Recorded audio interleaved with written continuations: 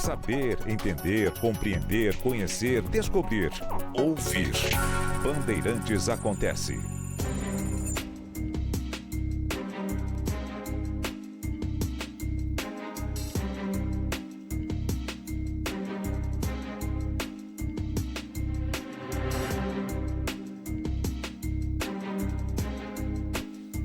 Quando era candidato, Trump disse que acabaria rapidamente com a guerra na Ucrânia. Foi eleito e continuou dizendo isso. Chegou a afirmar que no seu primeiro dia na Casa Branca, a guerra acabaria. Depois, claro, percebendo o absurdo da promessa, disse que acabaria com ela rapidamente.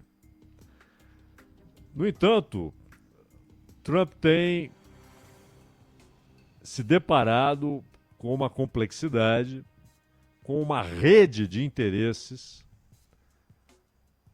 Essa rede de interesses produziu a guerra na Ucrânia e ela não é facilmente desfeita, ela não será facilmente desfeita, porque são interesses fortes, poderosos. E essa rede de interesses é também uma rede de intrigas, que passa pela União Europeia, que passa pela grande indústria armamentista dos Estados Unidos, arma de guerra, né? Não arma para uso civil, mas armas de guerra, as 8 grandes, controladas por capital financeiro. Passa também por uma doutrina que vem desde os tempos da Guerra Fria, quando havia a União Soviética. Uma doutrina que teve forte contribuição do John Foster Dulles e do Zbigniew Brzezinski.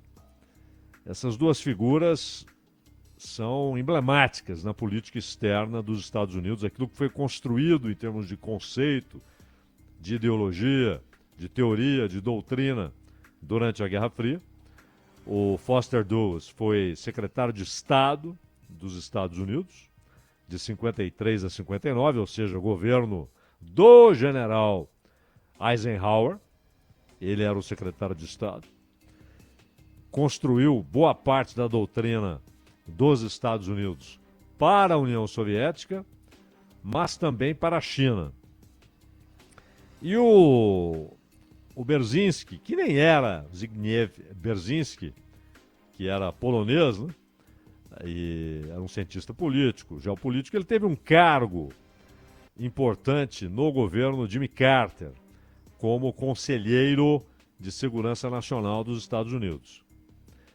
O Brzezinski, ele faleceu em 2017. Então, depois do fim do governo Carter, o Reagan toma posse em 81, o Brzezinski continuou sendo consultado, ouvido, escrevendo artigos, dando aulas, fazendo palestras, sendo convidado para entrevistas. E continuou influenciando fortemente a elite política, militar, financeira dos Estados Unidos, com relação à visão em relação à União Soviética e depois em relação à Rússia, especificamente. E há os fatos históricos. Há os fatos históricos que, em certos momentos, aproximaram, em outros momentos, distanciaram a Rússia da Ucrânia. São dois países que, na verdade, têm um berço comum. O povo russo, cuja capital era Kiev, que é mais velha, mais antiga do que Moscou e do que São Petersburgo. Mas o Trump, quando resolveu apresentar alguma coisa com alguma substância, porque inicialmente ele ficou naquela de ameaçar o Zelensky com a remoção pura e simples da ajuda dos Estados Unidos. Disse que aquilo é muito caro, não dava para ficar bancando essa guerra, é muito caro para o contribuinte dos Estados Unidos, e é. E porque quem paga é o contribuinte dos Estados Unidos. A indústria não entrega aqueles equipamentos sofisticados todos, os mísseis, os caças, as baterias antiaéreas, os sistemas de defesa de graça. E a Ucrânia não pode pagar por isso. Não pode pagar por isso. Quem paga é o contribuinte dos Estados Unidos. Como paga também o contribuinte britânico, o alemão e até o polonês. Mas aí já dentro da estrutura da OTAN e, portanto, também com forte financiamento dos Estados Unidos. Ao fim, quem sustenta a guerra financeiramente é o povo dos Estados Unidos, sabendo disso ou não, apoiando isso ou não, querendo ou não. E o Trump, claro, disse que é muito caro e tal. Ao mesmo tempo, disse que se Putin não acabasse com a guerra, que ele, Trump, iria então reforçar essa ajuda, a mesma que ele havia ameaçado remover. Aí ele disse para o Putin que iria reforçá-la e reforçá-la brutalmente, com um volume de ajuda em dinheiro e armas muito maior do que o Biden havia feito, e que aumentaria as sanções contra a Rússia. A reação do Putin foi de dizer o seguinte: o Trump é teatral. Eu vou esperar ele terminar todos os movimentos teatrais e quando for hora de conversarmos seriamente e sobre bases realistas, conversaremos. Mas chamou toda essa prosa de teatral. No dia seguinte, Trump disse que estava ansioso para conversar com Putin. Inclusive, não só, mas inclusive sobre a guerra. Porque Trump, ele tem e representa o grupo de políticos e de grandes capitalistas e do setor financeiro que acreditam que os Estados Unidos têm de se concentrar exclusivamente na China. Que o seu embate é com a China. Político, econômico, comercial, particularmente industrial, tecnológico. O embate é com a China, com mais ninguém. E na cabeça do Trump, é possível trazer a Rússia para os Estados Unidos. Fazer com que a Rússia se reaproxime dos Estados Unidos e, consequentemente, se afaste da China. Isso hoje é impossível. Impossível. E muita gente fala, não, o Putin fez o acordo com Xi Jinping porque ele precisa do apoio da China, depende do apoio da China, e a China gosta que haja essa dependência. É muito mais do que isso. Os interesses, inclusive econômicos, são muito maiores. Muito maiores. Não se restringem a um apoio chinês à posição russa ou o fato de que a China é crucial para que a Rússia drible as sanções. Convenhamos, a economia russa cresceu mais de 3% no ano passado. Sob sanções e em guerra. E tendo de deslocar grande parte do seu orçamento, isso é terrível para o governo russo. Mas ele tem de deslocar grande parte do orçamento para a indústria bélica e para a manutenção da tropa, em logística, em armamento, em fardamento, em alimentação, em deslocamento. Isso é extraordinariamente caro. Além, claro, do investimento em armas. E é dinheiro que deixa de ir para outras atribuições que o Estado tem. É um problema. Mas mesmo assim a economia cresceu mais de 3%. E é claro que a China é crucial para isso. Crucial. Bom, e a Rússia é o segundo maior produtor de petróleo do mundo. Os Estados Unidos são os primeiros nessa lista, mas consomem tudo que produzem e precisam, inclusive, importar mais uma quantidade. A Rússia não. Ela pode exportar, ela pode fazer reservas para uma situação de guerra intensa, ela pode ter reservas. Achar um poço e deixá-lo ali à espera da prospecção. Ela não tem a necessidade de extrair tudo o que encontra. E, pois, é importante fornecedora para a China. A China produz petróleo, mas ela precisa de todo o petróleo possível. Da Venezuela, do Irã e da Rússia. Mas, nessas teorias de Foster Dulles, de Brzezinski,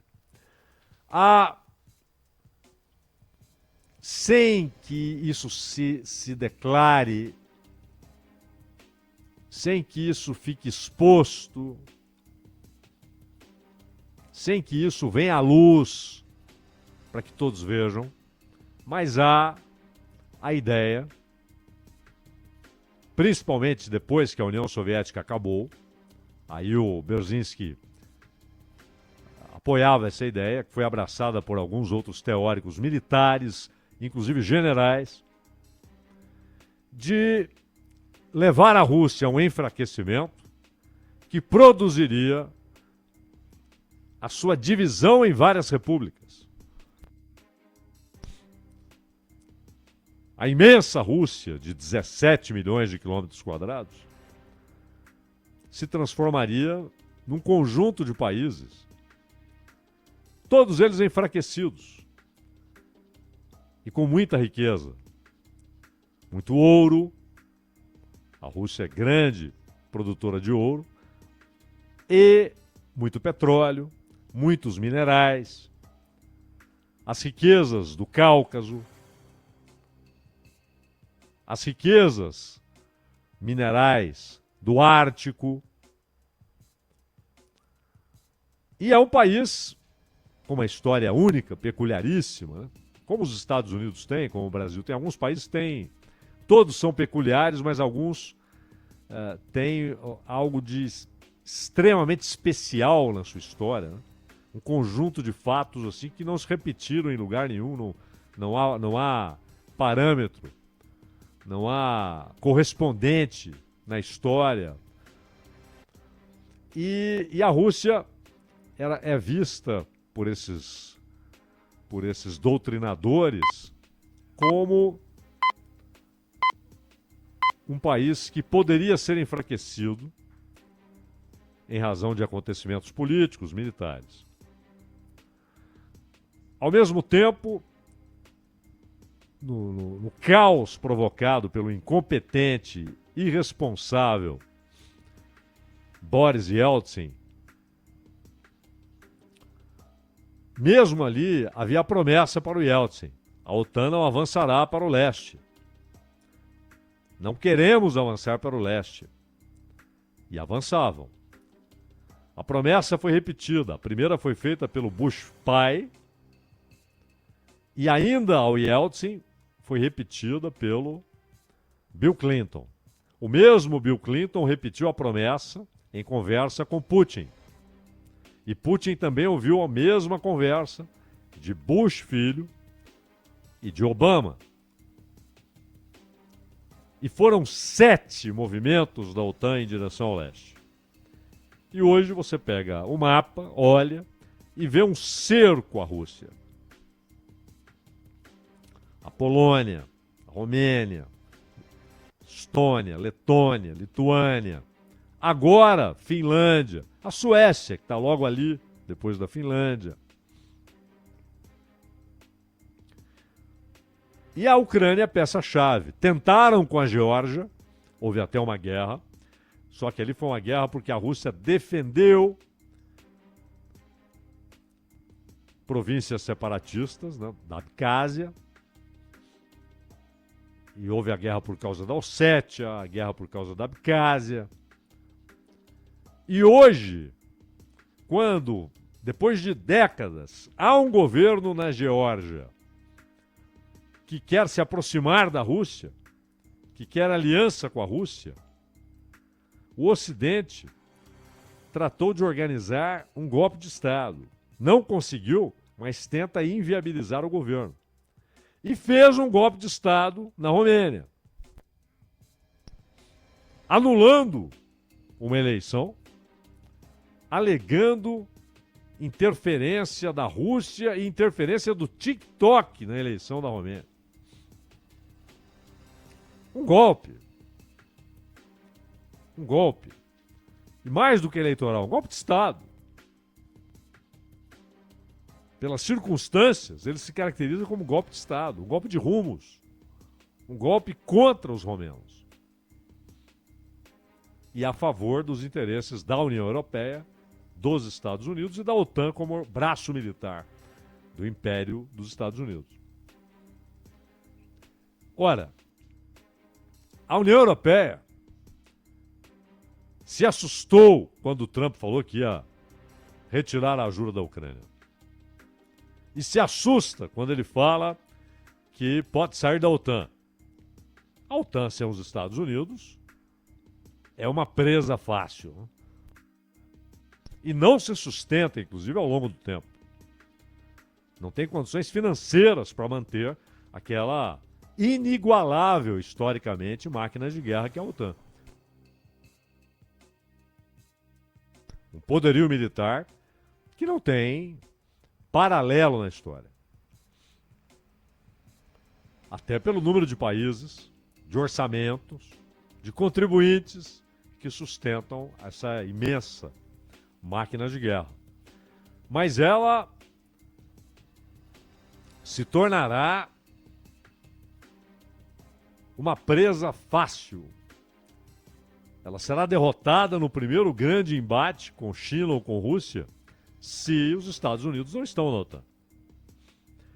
A Europa se assustou e começou a visitar o Zelensky, receber o Zelensky. Agora foi o Starmer.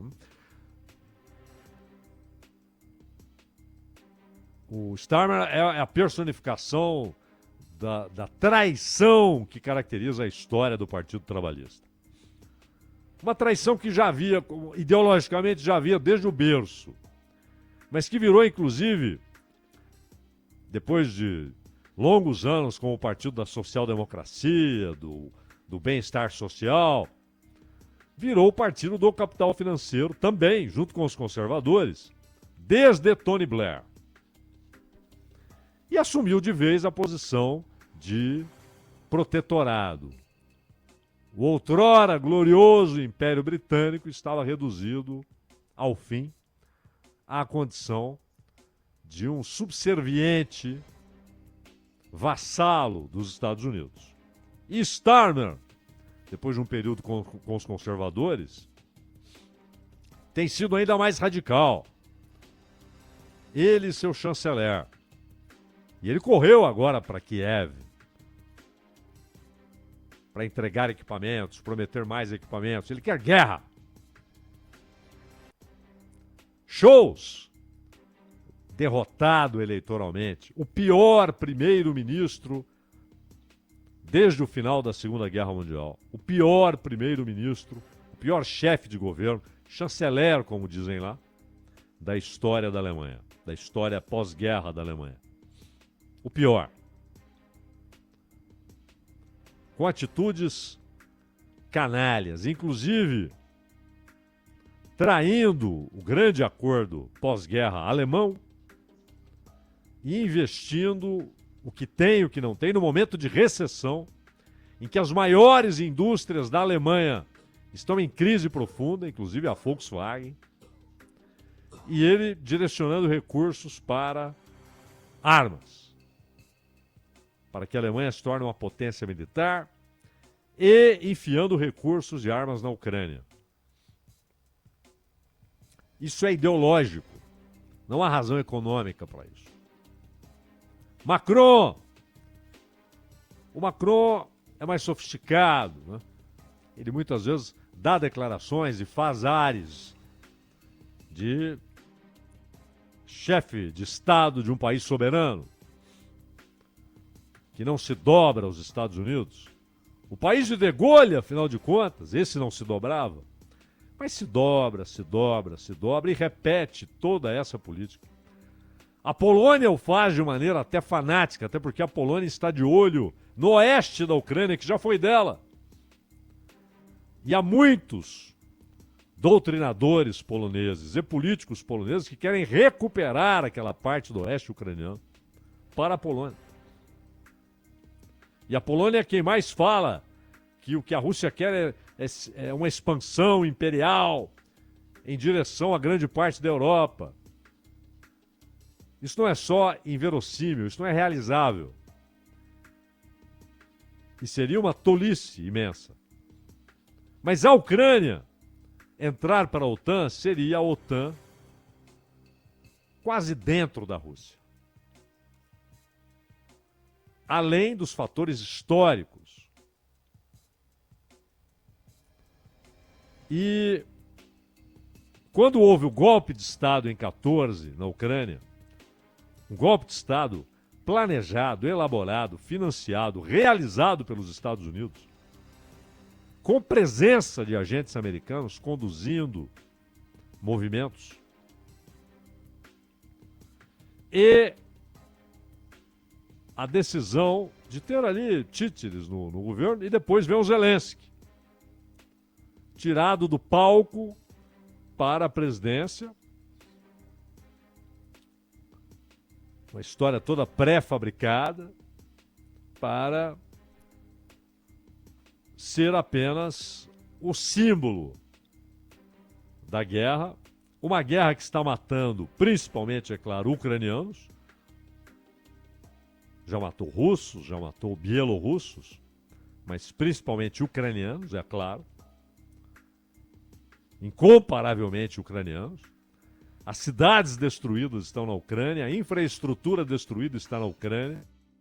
E aí vem o Trump e diz: entreguem terras raras, os minérios, que hoje valem o preço do desenvolvimento econômico. Não há desenvolvimento econômico, não há desenvolvimento tecnológico, não há hegemonia econômica sem esses minérios. E a Ucrânia tem. E eu tenho um problema, pensa o Trump. A China também tem. A América do Sul também tem. A Ucrânia tem. E eu estou lá colocando dinheiro e armas, então eu quero a exploração desses minérios, desses minerais raros, dos minerais terras raras, a exploração exclusiva, o monopólio da exploração para os Estados Unidos. Por isso, o Scholz gritou: isso é egocêntrico, isso é egoísta. E aí, para não ficar feio, para não dizer eu também quero participar, ele disse: não, esses recursos devem ser utilizados para a reconstrução da Ucrânia. Sendo que ele aposta na destruição da Ucrânia. Ele, Scholz. O tempo todo, ele trabalhou pelo incremento da guerra. Para que a guerra ultrapassasse o ponto de retorno. Para que não houvesse mais retorno. O tempo todo. O governo alemão, o governo britânico. A Europa está afundando em sua própria sujeira. Que ela está produzindo. Ela está economicamente mal. Sua maior economia, que é a Alemanha, está em recessão. Crises políticas na Alemanha, na França, no Reino Unido. O Starmer acabou de chegar, já querem que ele saia, querem que ele convoque eleições. Demagogos, populistas, extremistas, xenófobos, nacionalistas baratos, enganando os operários, que o problema deles são os estrangeiros. Vão crescendo, crescendo, cada vez com menos vergonha das semelhanças entre seus discursos e movimentos com o nazifascismo. A Europa está afundando em sua própria sujeira. Mas ainda tem dinheiro, tem poder, tem armas. E vê a guerra na Ucrânia como a sua oportunidade.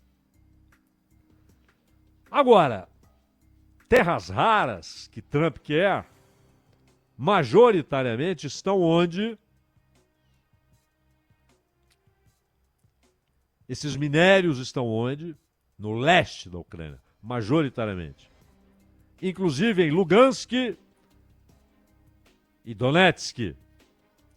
As regiões atacadas febrilmente, não só pelas forças regulares, mas por regimentos nazistas.